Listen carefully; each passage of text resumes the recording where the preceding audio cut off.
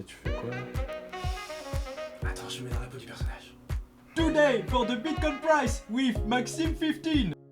Hello, my name is Kalal, welcome to the moon. Hello everyone, c'est Lady Cree here and welcome for a new episode. Arrête tes conneries là. Mais non, mais je fais des imitations là. Bon allez, apéro. Ok.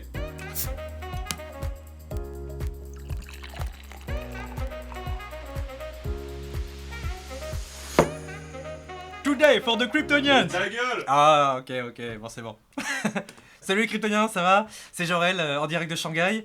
Donc bienvenue encore pour un deuxième épisode de l'apéro crypto. Et aujourd'hui on va parler du pétrole. Et aujourd'hui ça va être un tout petit peu différent. On va faire une sorte de discussion un peu posée en mode apéro crypto. Pour discuter un petit peu en 5 minutes de qu'est-ce que le pétrole, comment le marché évolue. Et ensuite on va avoir une discussion avec Maxel pour que vous puissiez en savoir plus sur le pétrole. Voilà. Ok, donc on va commencer avec un petit peu d'analyse technique.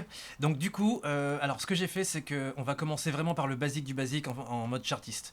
Donc ce qui se passe, c'est que là en fait, j'ai pris le graphe du US Oil. Donc le US Oil, c'est ce qu'on appelle le WTI, donc le West Texas Intermediate, qui est en fait le pétrole de schiste qui est produit aux États-Unis, au Canada et dans le Dakota. Donc là en fait, si vous voulez, j'ai pris le graphe en monthly avec toute l'historique en fait du graphe depuis à peu près 1983. La première chose qu'on peut voir, c'est que le pétrole a commencé en fait à évoluer dans un range entre $10, 9,84 pour être plus précis, jusqu'à all-time high à $146 qui a été atteint en 2008, juste avant la crise. Et depuis ce temps-là, en fait, on s'est aperçu que le pétrole est descendu, donc après la crise de 2008, ensuite il est remonté jusqu'en 2014, ensuite il a recraché, et ensuite là il est remonté en 2018 avant de recracher en fait à zéro, voire en négatif de moins 47 le mois dernier. Donc là en fait si vous voulez le graphe que je vous montre c'est le graphe du pétrole spot en fait, c'est le graphe spot. Ce qu'il faut savoir c'est que le pétrole est tradé en fait sur deux contrats. Vous avez un contrat futur qui est en fait le contrat qui donne en fait le prix du pétrole à la livraison à un certain mois donné. Donc là pour l'instant on est en mai, on est en train de trader les contrats de juin. Le mois dernier on était en avril, on tradait les contrats de mai. Et en fait, si vous voulez, donc le pétrole fonctionne sur deux types de pricing. Donc vous avez le prix immédiat, qui est donc le prix CFD donc sur le WTI, et vous avez en fait le prix des futurs, qui va être le prix du pétrole à la livraison en juin, par exemple. Donc là, en fait, ce qu'on peut remarquer au niveau de chartiste, très simple, depuis qu'on a atteint le all-time high à 147, en fait, on a crashé jusqu'à zéro. Et ce qui est intéressant de voir sur le pétrole, c'est que en ce moment, on a recraché au même niveau que le pétrole en 1986. Donc en fait, le pétrole a crashé à 9,42. Et cette semaine, sur la semaine qui vient de s'écouler, en fait, le pétrole est redescendu à $10. Donc en gros là on est vraiment sur des plus bas et voilà vous voyez aujourd'hui en fait après la clôture d'hier soir en fait on est monté jusqu'à 19,70. Donc en gros le pétrole est quand même très très bas par rapport à ses plus hauts. Et donc en fait d'un point de vue chartiste, donc je vais faire la même chose. Donc pareil, tirage de Fibo, calcul de zone de short. Ce que j'ai remarqué en fait sur les zones de short, c'est que ici depuis le plus haut jusqu'au crash en 2008, on avait une zone de short qui était située entre 101 et $123. Donc les zones de short respectées. Ensuite on est retombé. Donc là j'ai retracé encore une zone de short. Et donc la zone de short suivante était entre 80 et $95. Mais en fait on a méché jusqu'à 50 en fait du coup. Donc cette zone de short là du coup elle est ici. Elle commence à 50. Et j'ai remarqué en fait que sur le pétrole maintenant les zones de short sont pas à 61, elles sont plutôt à commencer à 50. Donc voilà. Ensuite le dernier crash de $66 jusqu'à 0. Normalement la zone de short optimale pour le pétrole ce serait entre $47 et $60 qui correspond exactement au coût de production en fait américain. Là, comme vous pouvez le voir en fait sur le graphique, vous avez RSI MACD, donc vous voyez le MACD et le RSI étaient complètement au tapis quand le pétrole en fait est tombé déjà à $26 en décembre 2015. Et là en fait, si vous voulez, on est vraiment en train de descendre jusqu'au tapis. Donc là, pareil, 1er avril 2020, vous voyez en fait le pétrole est tombé jusqu'à 0.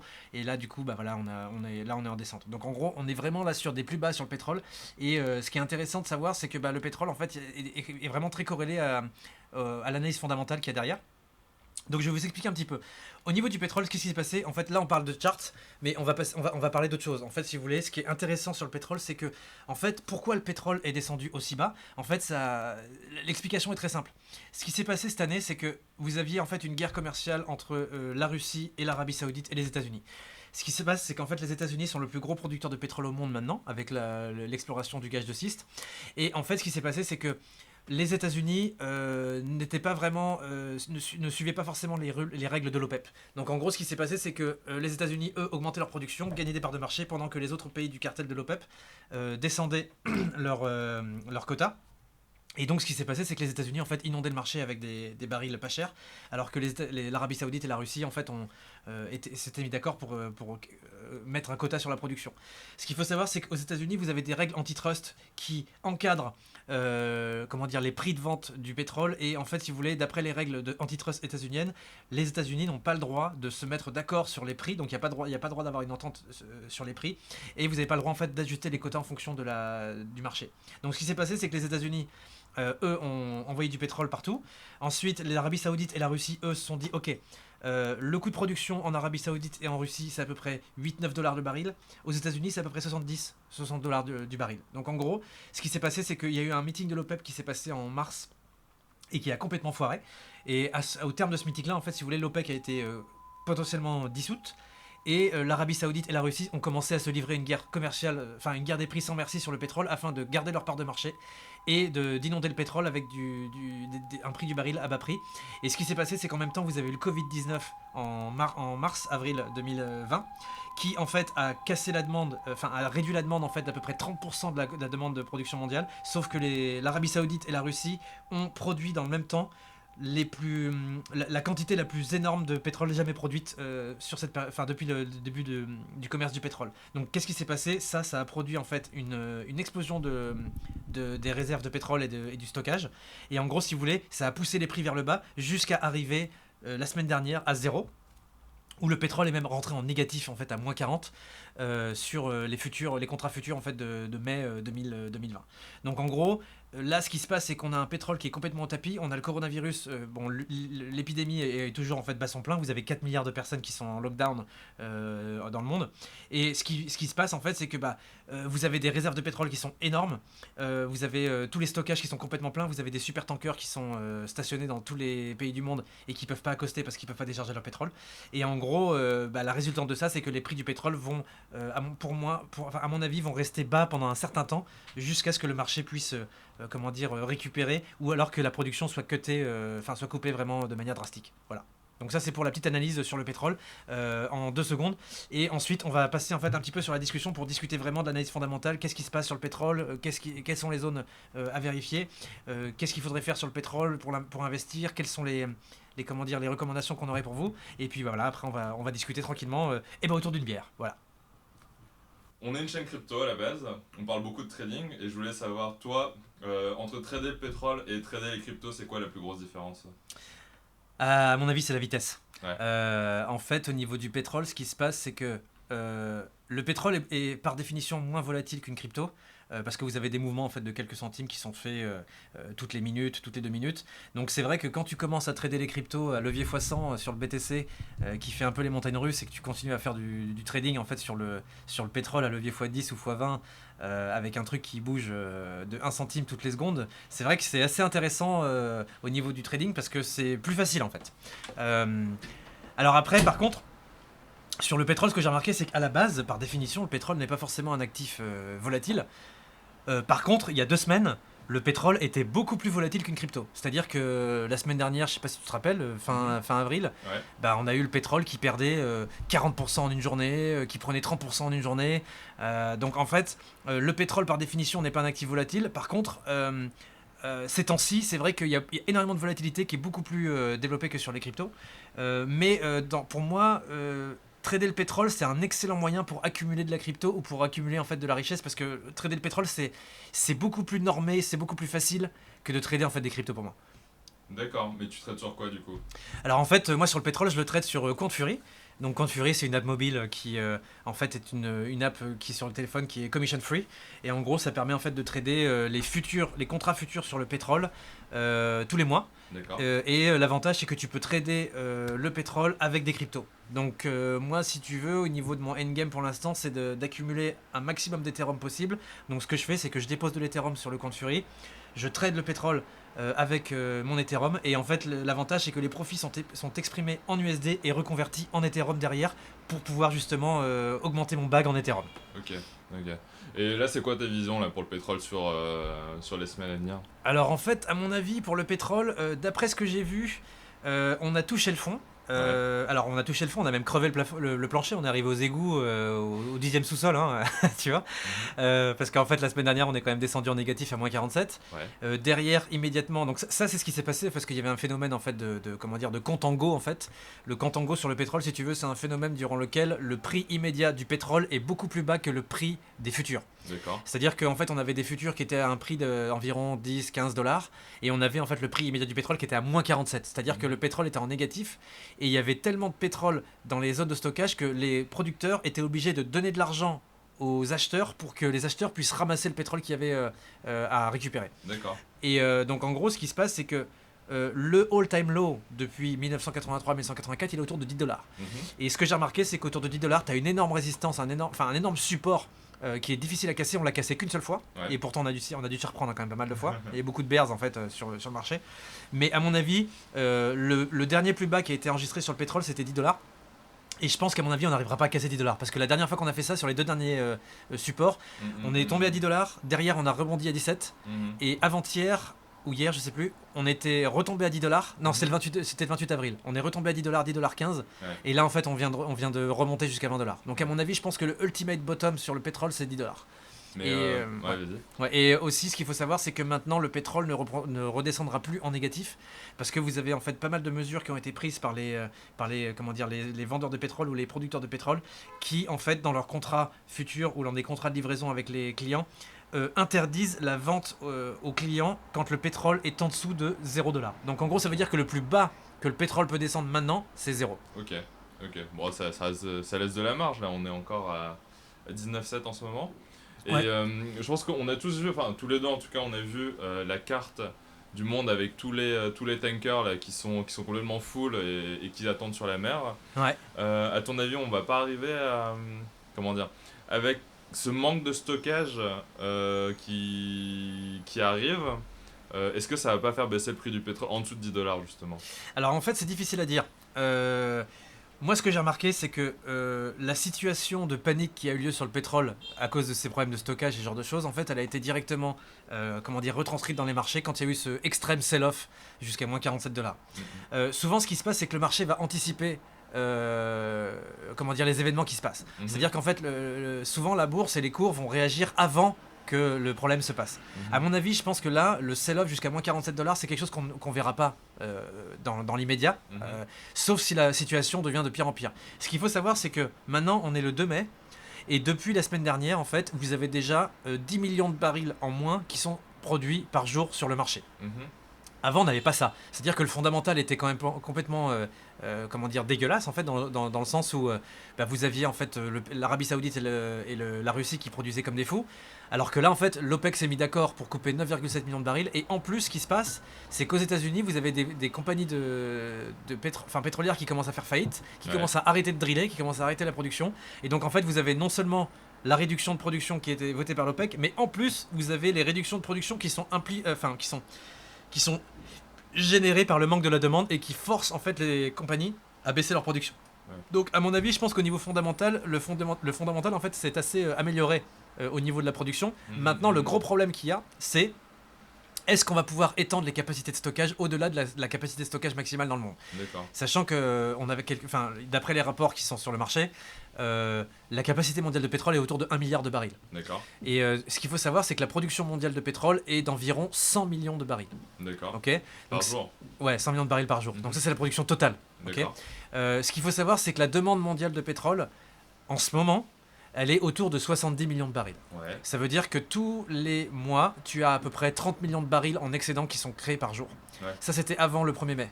Maintenant, il y a 10 millions de barils en moins sur le marché. Donc, en gros, ça veut dire que tu as 20 millions de barils qui sont créés en plus sur le marché, en excédent.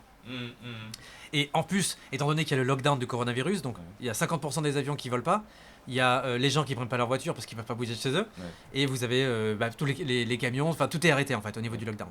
Là en fait le lockdown est en train de se, comment dire, de se relaxer un petit peu, mais on a quand même en fait 20 millions de barils qui sont produits en trop par jour. Ça veut dire qu'en 10 jours, tu as 200 millions de barils, et en 100 jours, tu as 2 milliards. Ok. Donc en gros, ça veut dire qu'il faut à peu près 50 jours pour remplir toutes les réserves de pétrole. Aux États-Unis, on a à peu près 600 millions de barils qui sont déjà pleins au niveau des réserves, et les réserves états-uniennes sont à peu près autour de 800 millions de barils. D'accord. Donc en gros, ils ont encore 200 millions de barils de marge pour pouvoir stocker. Et ensuite, là, ils sont en train de créer plus d'espace de stockage pour pouvoir dépasser en fait le milliard de barils de stockage. Donc à mon avis, je pense que il y a deux solutions. Soit en fait la réduction de l'OPEC arrive trop tard, ce qui, à mon avis, je pense que on est trop tard sur l'arrivée. Et ce qui va se passer, c'est que je pense pas que le pétrole va redescendre. Je pense que le pétrole va être maintenu à ces niveaux-là. Parce que le marché, je pense qu'il a déjà pricé le fait que le pétrole est en complète dépression. Et vu que maintenant les prix ont un plancher à 0, là en fait on est autour de $20, on est vraiment proche du bottom. Donc ça veut dire qu'il y a vraiment très peu de chances qu'on arrive à casser, à revenir à 0 de manière durable en fait, on va dire. Parce que là, de ce que je comprends de ce que tu dis, en fait, il reste une augmentation du nombre de barils de pétrole qu'il y a sur Terre. C'est juste qu'on a ralenti en fait cette augmentation. Et dans le même temps, comme tu disais, les compagnies aériennes, les avions ne volent pas, l'économie ne reprend pas, personne ne consomme de pétrole pour le moment. Donc, qu'est-ce qui t'amène à te dire que ça va pas continuer à baisser? Parce que là, on est en train de construire du stockage supplémentaire, mais ce stockage supplémentaire, éventuellement, il va être rempli aussi. Comme tu dis, on produit quand même encore beaucoup. Pour toi, qu'est-ce qui va se passer là? Est-ce qu'on est parti pour peut-être plusieurs mois, voire plusieurs années, avoir un baril de pétrole autour de $10? Alors, pour moi, je pense que alors déjà il y a l'effet du Covid. Je pense que le marché va se comporter. Les prix du cours du pétrole, à mon avis, vont varier en fonction de la situation du Covid. Ce qu'il faut savoir, c'est que la pire situation qui pouvait exister, c'était en avril. La raison pour laquelle c'était la pire, c'est pourquoi? C'est parce que déjà, on avait la production maximale chez les Saoudiens, chez les Russes et chez les Américains. 2, on avait un confinement au max, donc tout était bloqué. La situation en mai en fait va s'améliorer dans le sens où les gens vont commencer à être déconfinés. Donc on voit en Europe en fait autour de début mai, on va dire fin mai maximum, le déconfinement va commencer à se produire en fait en Europe. Et ensuite aux États-Unis, on a déjà en fait l'activité qui commence à repartir. Donc en gros, on arrive sur la fin en fait de la période de confinement total. Maintenant, la grosse inconnue, c'est est-ce que les airlines vont pouvoir suivre? Donc est-ce qu'ils vont revenir au boulot en même temps que les autres? Ce qui est pas gagné. Mais d'après ce que je peux voir, c'est que là, en fait, le sell-off qui a eu lieu en avril était tellement extrême. Tu sais, c'est un petit peu comme quand tu fais de l'analyse artiste en fait sur un actif, tu vois une grosse mèche rouge, et en fait quand tu vois la grosse mèche rouge, en fait ça tombe vraiment au bottom du bottom du bottom, et en gros si tu veux c'est très difficile pour revenir à ce niveau-là. Tu vois, parce qu'en fait il y a eu vraiment en fait une vente tellement extrême, c'est la même candle qu'on a pu voir en fait à la crise financière, tu vois. Donc ça veut dire que si tu arrives à des niveaux de prix comme ça, et que maintenant en fait si tu veux les producteurs pétrole en fait ont mis des règles en place pour être sûr qu'ils vont pas vendre tous zéro, je pense que ce qui va se passer c'est que le pétrole va osciller, je pense, entre 0 et $10, enfin entre 0 et $30 pendant à peu près 6 mois. Et une fois qu'on sera sorti du lockdown, je pense on va commencer à voir les effets en fait de la reprise économique autour de, je pense, juillet, août, septembre, octobre. Donc à mon avis, pour moi, le premier trimestre c'est mort, le deuxième trimestre c'est mort, et à mon avis il faut attendre le troisième trimestre, donc on va dire juillet, août, septembre, voire le quatrième, pour voir un petit peu le pétrole commencer à reprendre des couleurs. Parce que en fait là on est sur une situation où tout le monde perd de l'argent à produire le pétrole. Vous avez, sauf les Saoudiens et les Russes en fait, qui peuvent produire en dessous de $10, mais vous avez les États-Unis en fait, eux c'est le premier producteur mondial, et eux ils ont un coût de production autour de $70-60. Donc en gros ça veut dire que le pétrole est quand même obligé de revenir à ce niveau-là sur un horizon temps plus ou moins long, parce que justement en fait d'après Satoshi Nakamoto en fait le prix de toute commodité tend à se rapprocher de son coût de production. Donc en gros si tu veux, je pense que le pétrole va pas rester de manière durable à ce niveau-là, surtout parce que ça s'est déjà vérifié. En fait, si tu regardes en 2016, quand il y a eu le crash du pétrole en 2016, le pétrole est resté à $30. Et en fait, si tu veux, il est resté à 30$, mais il est resté un mois. Après, il est monté à 40, Ouais. il est remonté un peu plus haut. Ouais. Alors que tu vois aussi pendant la crise financière, en fait, en 2008, en juin, on était à 146. En mars 2009, on était à 30 balles. Ouais. Et en fait, si tu veux, ça a duré genre 2 mois, puis après, on a monté genre à 80 balles. Mais là, la différence qu'il y a par rapport au crash d'avant, c'est que là, on a vraiment un arrêt total de l'économie. Donc, même si, à mon avis, il y aura un délai, même si là, l'économie, elle reprend, le temps de consommer, en fait, tout le pétrole qu'il y a en stockage, tout le pétrole qu'il y a dans les tankers, moi, je vois plus, de ce que tu me dis, je vois plus sa reprise en fin d'année, voire l'année prochaine. Ouais, carrément. Après, moi, je pense que un prix du baril à ce niveau-là, c'est quand même en fait une grosse affaire. Ouais. Parce que là, en fait, si tu veux, maintenant qu'on sait que le bottom c'est 0 et que là on est à 20$ et que c'est du jamais vu, si tu regardes les graphes depuis. En fait, la dernière fois qu'on était à 10 balles, c'était en 98. Ouais. Et avant cela, c'était en 93. Mhm. Et avant ça, c'était en 88 et en 86. Mhm. Donc le ultimate bottom, il était, on va dire, 86, 96, 2006. 2007, ouais, il y a 30 ans. Ça fait 30 ans qu'on n'a pas vu le pétrole à ces niveaux-là. Ouais. Et en gros, ce qui est marrant, c'est que quand tu regardes en fait le graphe du pétrole depuis le all-time high à 147, et ben en fait, tu vois très bien en fait qu'il y a une Elliott wave en fait qui se dessine. C'est-à-dire que tu as une vague 1 en fait qui a fait 147 jusqu'à 30, après remonter vague 2 jusqu'à 116, descendre jusqu'à 27, remonter jusqu'à 76 et descendre jusqu'à 0. Donc en gros, à mon avis, je pense que le crash sur le pétrole est quand même fini. Ouais. Et la raison, elle est simple. C'est parce qu'en fait, si tu veux, quand tu fais une analyse Elliott, tu peux cracher jusqu'en dessous de 0, quoi. Mais le problème, c'est que si tu craches à 0, normalement, l'asset, il est mort. Tu vois. Et jusqu'à preuve du contraire, le pétrole a un use case. On va toujours avoir, utiliser le pétrole. Ouais. Donc en gros, si tu veux, le pétrole, il a une valeur quelque part. Pour l'instant, il vaut rien. Parce qu'en fait, si tu veux, il y en a trop. Ouais. Mais à mon avis, quand le marché va se rééquilibrer, là, oui, il aura de la valeur. D'accord. Et je voulais savoir comment tu fais ton analyse, par exemple, comparé au Bitcoin, parce que là, il y a beaucoup plus le poids des fondamentaux, le poids des use cases est beaucoup plus important pour le pétrole. Je voulais savoir, est-ce que tu peux nous expliquer la façon dont tu analyses ça à chaque fois? En fait, moi ce que j'ai remarqué, c'est que le pétrole, en fait, c'est vachement lié au fondamental. C'est ça qui est intéressant sur les commodités. C'est-à-dire que, en fait, sur le pétrole, sur les cryptos, bon, bien sûr, tu as de l'analyse fondamentale, mais sur les cryptos, moi ce que j'ai remarqué, c'est que l'analyse technique est quand même assez pertinente. Donc en fait, il faut mixer les deux. Par contre, sur le pétrole, vous avez beaucoup d'analyses fondamentales à faire et surtout en fait étudier les news. Ouais. Parce qu'en fait, vous avez donc moi le pétrole, si tu veux, j'ai fait le big short sur le pétrole, j'ai shorté le truc depuis de $22 jusqu'à $10. Et en gros, si tu veux, pourquoi j'ai fait ça? Parce que je me suis aperçu qu'il y avait des problèmes au niveau de l'accord de l'OPEP, qu'il y avait des problèmes de supply et de demande et d'offres. Et en plus, il y avait des gros problèmes en fait au niveau des prix qui étaient pratiqués pour les Chinois et pour les Indiens. C'est-à-dire que il y avait des producteurs qui vendaient aux Chinois et aux Indiens avec un premium qui était en dessous qui était $8 en dessous du prix du marché. Ouais. C'est-à-dire que en gros, même si tu avais un baril à 20 balles, en fait les Chinois ils le touchaient à 12. Tu vois. Donc en gros, si tu veux, ça faussait un peu le marché, donc ça faisait plonger. Mais par contre, ce que j'ai vu, c'est que c'est un marché quand même qui est assez facile à trader dans le sens où c'est un marché qui marche beaucoup avec les news. Après, bien sûr, tu as aussi le signal de Trump. Tu vois, quand il envoie un tweet, tu as le pétrole qui prend $6. Donc ça c'est arrivé quand on a fait le double bottom en fait avant la réunion de l'OPEC où le pétrole en fait était à 20 balles et qu'en fait sur un seul tweet de Trump le truc est monté à 26 balles. Bon, ça c'est des trucs que tu peux pas forcément prévoir. Mais d'après ce que je peux voir en fait, si tu veux, c'est que l'analyse fondamentale sur le pétrole elle fonctionne. Surtout quand tu t'aperçois en fait que cette commodité en fait elle est vraiment très régulée par la demande et l'offre, si tu veux. Donc si tu veux, à partir du moment où tu arrives à bien comprendre en fait les mécanismes, si tu arrives à bien comprendre qu'en fait il y a un excès d'offre par rapport à une demande, forcément le prix il va descendre. Tu vois. Et ça justement au niveau du coronavirus, c'est complètement brutal par rapport à tous les autres choses qui sont arrivées. Et ça s'est retranscrit dans les cours parce que tu vois pendant la crise de 2008 le pétrole il s'est quand même cassé la gueule de son all time high à 147 jusqu'à 30 balles, tu vois. Et là en fait le pétrole il est tombé de 67 jusqu'à 0. Donc en gros si tu veux t'as des sell-off qui sont quand même extrêmes. Et en gros si tu veux pour moi le coronavirus si tu veux vu que t'avais un arrêt total de l'économie, forcément t'es sûr que le pétrole il va arriver à 0. Après franchement si tu pars d'un point de vue investisseur, et d'ailleurs tout le monde a fait ça, c'est que quand les gens ils ont vu que le pétrole était à $0, tout le monde s'est dit je vais acheter. Tu vois, même ma mère elle m'a appelé pour me demander comment je m'ouvre un compte sur Compte Fury, comment je peux trader le pétrole, tu vois. Et en gros, si tu veux, là, on est arrivé sur le bottom au niveau du prix de la commodité.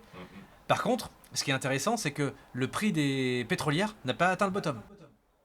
D'accord, donc pour toi, il y a un coup à jouer encore sur les pétrolières là. Je pense qu'il y a un coup à jouer sur les pétrolières parce qu'à mon avis, je pense que les pétrolières en fait vont ressentir le contre-coup plus tard.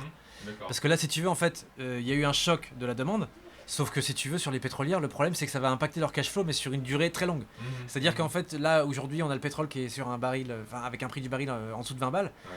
Mais le truc, c'est que si toi, t'es une pétrolière, tu t'appelles Shell, Total, BP, British Petroleum, même les gens, les américaines, et si tu veux, avoir un prix du baril bas, ça va t'impacter pour les 8, 10, 15 prochains mois. Donc en gros, pour moi, ce qu'il faut voir, c'est qu'il faut bien vérifier en fait le prix des pétrolières, parce que le prix des pétrolières n'a pas touché le fond pour moi. Et surtout qu'à mon avis, il va y avoir des pétrolières qui vont se casser la gueule, il va y avoir des faillites dans tous les sens, il y en a déjà 2 aux États-Unis. Et si tu veux, à mon avis, je pense que l'économie va être complètement nettoyée, on va dire. Il va y avoir un tri qui va s'effectuer. Et tu vas avoir des acteurs qui vont disparaître, c'est sûr. Bon, Jorel, merci beaucoup pour ton point de vue là sur le pétrole. C'est un plaisir.